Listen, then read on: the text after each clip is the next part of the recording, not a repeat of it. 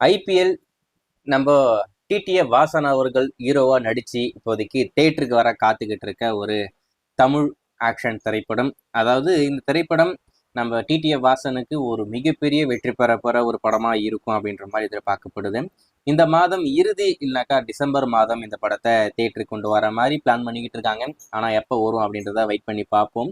இதெல்லாம் மட்டும் இல்லாமல் இந்த படத்தோடைய டீசர் ரீசெண்டாக ரிலீஸ் பண்ணாங்க. நீங்கள் பார்த்துருப்பீங்க நம்புறேன். ஸோ ஏதோ டீசெண்டாக இருந்தது. ஆனால் எவன் எழுதி கொடுத்த டைலாக்டா இது அப்படின்ற மாதிரி நம்ம பேசிக்கிட்டு இருந்தோம். இப்போ எந்த ஒரு அப்டேட்டுமே இல்லாமல் திடீர்னு பார்த்தா இந்த படத்தோடைய ட்ரைலரை லான்ச் பண்ணி வச்சிருக்காங்க.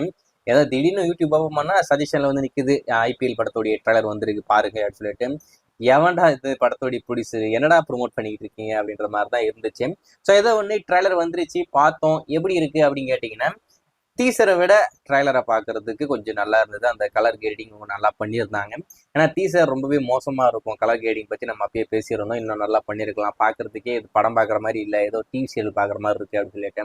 ஆனால் இப்போ இதை இன்னமும் நல்லா கொஞ்சம் கலர் கேடிங்லாம் பார்த்து பார்த்து பண்ணியிருக்காங்க.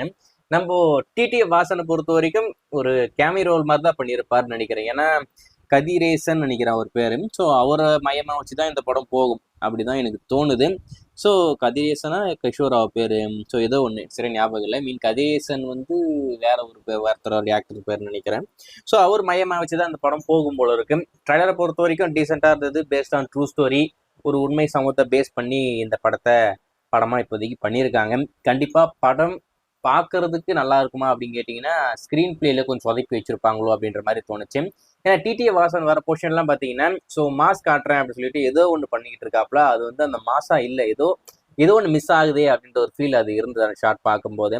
ஸோ நீங்கள் அந்த ஐபிஎல் படத்துடைய ட்ரைலர் பார்த்துருந்தா உங்களுக்கு எந்த அளவுக்கு பிடிச்சிருக்கு அப்படின்றத மறக்காம கமெண்ட்ல மென்ஷன் பண்ணுங்க. வெயிட் பண்ணி பார்ப்போம் படமா பார்க்கும்போது எப்படி இருக்கு அப்படின்னு சொல்லிட்டு.